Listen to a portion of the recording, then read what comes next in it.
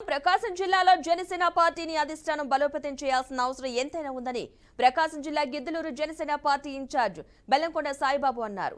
ఒంగోలులో డొక్కా సీతమ్మ అన్నదాన కేంద్రం 60 రోజులు పూర్తి చేసుకున్న సందర్భంగా జనసేన పార్టీ నాయకుల ఆధ్వర్యంలో ప్రజలకు ఆదివారం అన్నదాన కార్యక్రమాన్ని ప్రకాశం జిల్లా జనసేన పార్టీ నాయకులు ప్రారంభించి ప్రజలకు అన్నదానం చేశారు. కార్యక్రమం అనంతరం పలు ఆసక్తికరమైన వ్యాఖ్యలు చేశారు.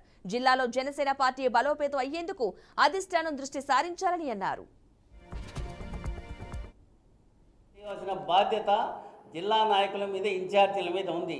దీన్ని దృష్టిలో పెట్టుకొని మేమంతా కూడా జిల్లాలో పార్టీ సంక్షేమం కోసం తెలుగుదేశం పార్టీతో కానీ బీజేపీతో కానీ కోఆర్డినేషన్లో ఉండి నియోజకవర్గాల్లో జిల్లా అభివృద్ధి కోసం ఖచ్చితంగా కృషి చేస్తాము.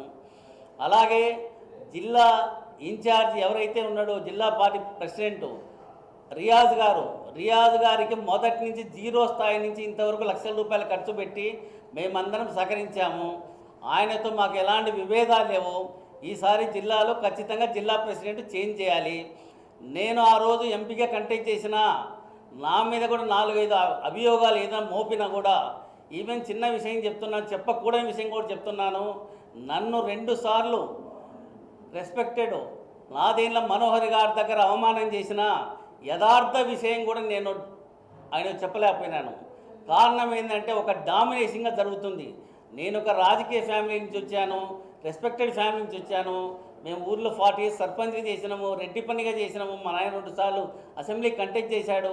జీవితం అంతా రాజకీయాల్లో ఉన్నాం. కానీ మేము ఎవరితో కూడా విభేదించడం అంటే మా మీద ఏది చేతులు కాళ్ళు వేసి నొక్కితే మాత్రం ఎలా